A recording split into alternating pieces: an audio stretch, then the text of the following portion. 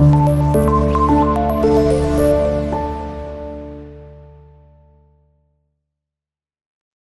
वालेकुम स्टूडेंट, कैसे हैं आप? आज हम अपना चैप्टर नंबर 5 का टॉपिक कर रहे हैं viral disease.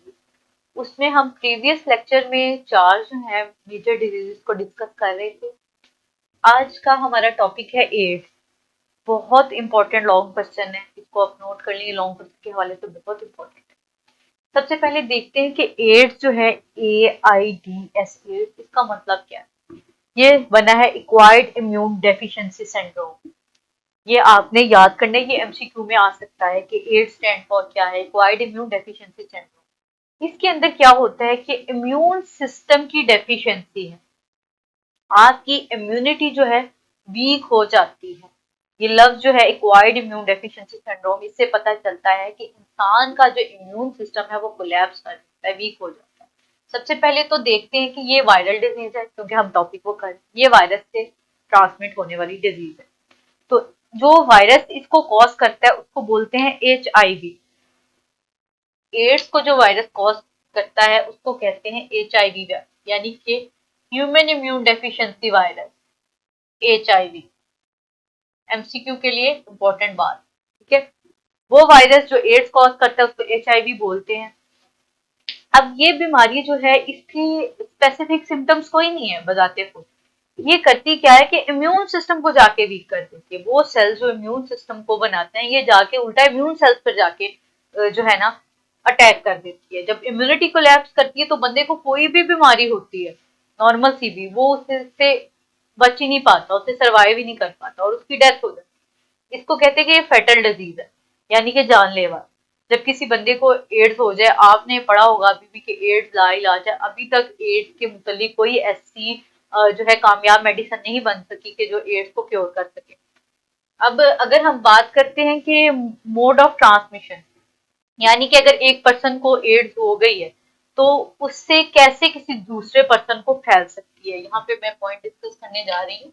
Mode of transmission, transmission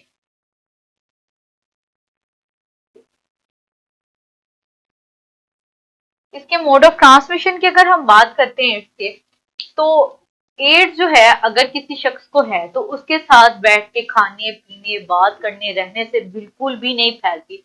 ये इन्फेक्शियस डिजीज नहीं है, यानी कि छींकने से बोलने से, किसी के साथ आप बैठे हैं खा पी रहे हैं, ये लोगों का बहुत गलत ख्याल है कि अगर किसी बंदे को एड्स है तो उसको अकेला छोड़ दिए, उनसे जो कम्युनिटी है वो बाइकआउट कर ले। ऐसा बिल्कुल भी नहीं है, क्योंकि ये ऐसी बीमारी है जो बॉडी के फ्लूइड्स हैं उनकी वजह से फैलती है। अगर बात करते हैं कि बॉडी के फ्लूइड्स कौन से हैं, बॉडी के फ्लूइड्स हैं जी हमारे पास, ब्लड है, सीरम है, उसके अलावा अगर एक खातून है जो अगर उसका बेबी है तो उसका ब्रेस्ट मिल्क है, उसके अलावा जो सेमन है।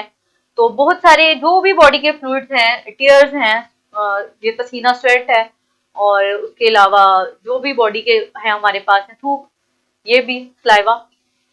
तो ये सारे जो बॉडी के फ्लूइड्स हैं, अगर तो वो एक पर्सन से दूसरे पर्सन में ट्रांसमिट होते हैं तो एड्स का वायरस जो है वो एंट्री कर सकता है दूसरे बंदे की बॉडी।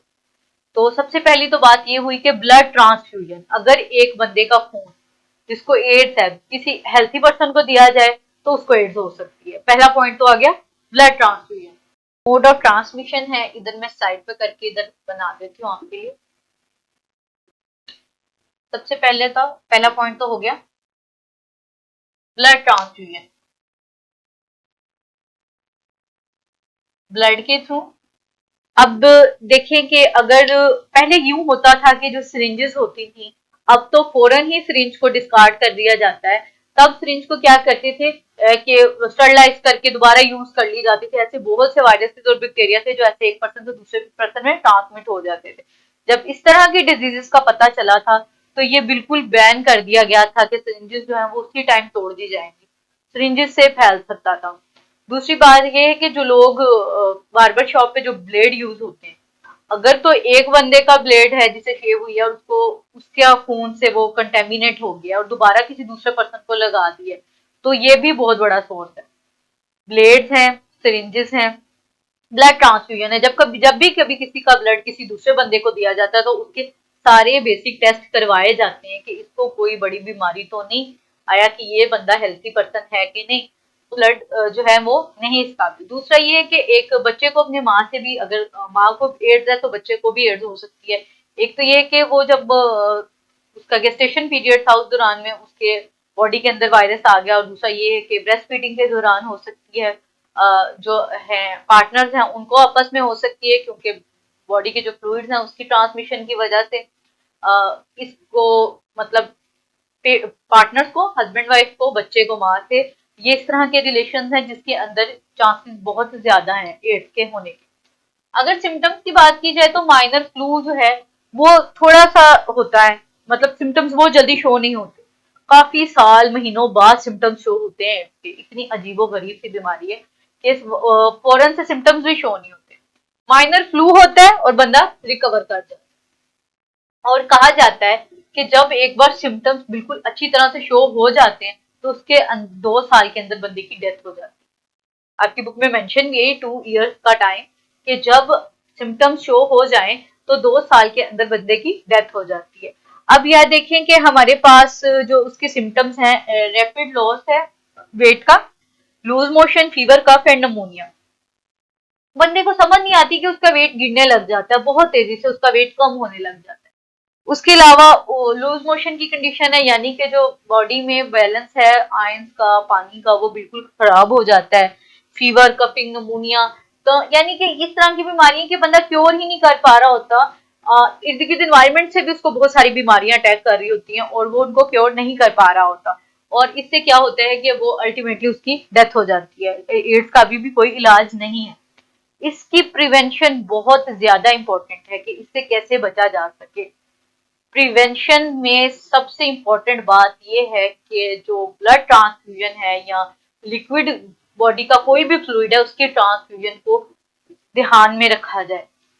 ब्लड कभी भी किसी भी पर्सन का किसी को देने लगे हैं तो ये देख लिया जाए कि उसको कोई बीमारी तो नहीं। कभी भी किसी की कंटेमिनेटेड सिरिंज या ब्लेड को यूज ना करें। तीसरी बात यह है कि फ्री सेक्सुअल कॉन्टेक्ट जो है उसको अवॉइड किया जाए, जैसे कि कुरान मजीद में जो इंसान को अल्लाह ने उसकी हद बताई हुई है उसी को अगर बंदा फॉलो करे तो इन बीमारियों से बचा जा सकता है बहुत इजीली। और बात ये इम्पोर्टेंट है कि अगर जो भी प्रिवेंशन है किसी को हो जाए तो ये अलग बात है, बहुत ज्यादा जो है एक इस तरह की बीमारी है जिसका इलाज भी नहीं है और अल्टीमेटली बंदे की डेथ ही होनी है। इम्यूनिटी को बेहतर रखने के लिए मेडिसिन यूज की जाती हैं, इस तरह की लाइफस्टाइल को अपनाया जाता है कि लाइफ स्पैन जो है उस बंदे का इंक्रीज हो जाए, लेकिन फिर भी अल्टीमेटली वो बंदा हेल्थी लाइफ नहीं गुजार सकता जिसको एड्स है। तो जो एड्स वाला पर्सन है उसके लिए इतना मुश्किल हो जाता है कम्युनिटी को सरवाइव करना और अपनी कंडीशन को।